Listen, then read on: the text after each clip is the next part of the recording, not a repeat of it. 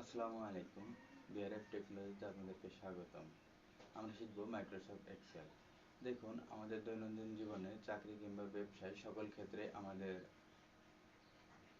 Microsoft Excel জানাটা অত্যন্ত গুরুত্বপূর্ণ। কারণ প্রতিটা সেক্টরে কম্পিউটার বেসিক, যেমন MS Word, MS Excel, MS PowerPoint, এগুলোতে দক্ষতা থাকতে হবে।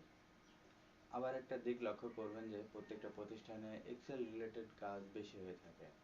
বাট আমাদের মধ্যে অনেকেই আছেন যে এক্সেলের নাম শুনলেই ভয় পান।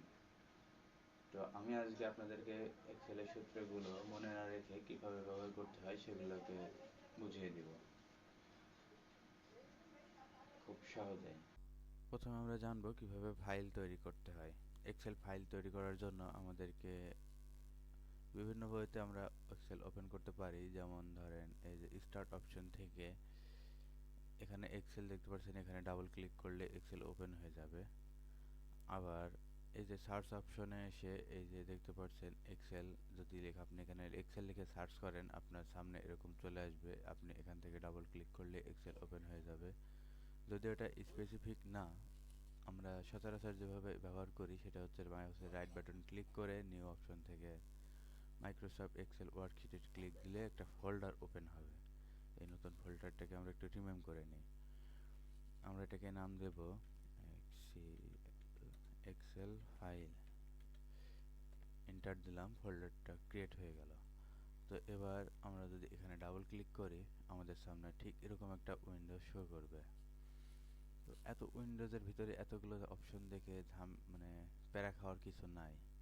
এটা সেম এমএস ওয়ার্ডের মতনই, ওখানেও যা আছে প্রায় সেম, এখানেও সেই একই অপশনগুলো আছে। তো এগুলো সম্পর্কে আমরা মনে হয় জানি, তবুও একটু আলোচনা করি। উপরে যে এগুলো দেখতে পাচ্ছেন, home, insert, page layout, formula, data, review, view, help, এগুলো এক একটা ট্যাব। আর এই ট্যাবের আন্ডারে এই যেগুলো দেখতে পাচ্ছেন অনেকগুলো অপশন, এগুলোকে বলা হয় রিবন বার।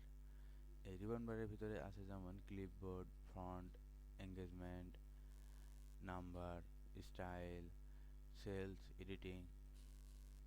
আবার এই যে নিচে যেটা দেখতে পাচ্ছেন নেম বক্স, মানে আপনার এই যে সেল আছে এই সেলটা কত নম্বর সেল। ধরেন আপনি এখানে কলামে আছেন এবং 8 নম্বর সেলে আছেন, মানে 8 নম্বর রোতে আছেন। ঠিক এইটা আপনার এখানে দেখাবে, শো করবে আপনার বোঝার জন্য যে আপনি হুট করে একটা সেলে টিপলেন, আপনি কত নম্বর সেলে আছেন, কত নম্বর কলামে আছেন, সেটা আপনাকে দেখাবে এখান থেকে এই নেম বক্সে।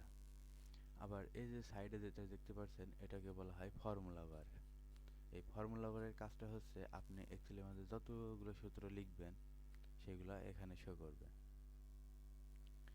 আপনার বোঝার সুবিধার্থে আপনি এখানেও লিখতে পারেন, এখানেও লিখতে পারেন, সূত্রগুলো সেমই, একই কাজ। আবার এগুলোর সাথে একটু পরিচয় হয়নি, এগুলোকে বলা হয় এক একটা column, A column, B column, C column. আবার এই যে 1 2 3 4 এগুলোকে দেখতে পাচ্ছেন, এগুলো এক একটা রো। সো কলাম আর রো নিয়েই কিন্তু একটা সেল, বুঝতেই পারছেন। এবার আমরা শিখব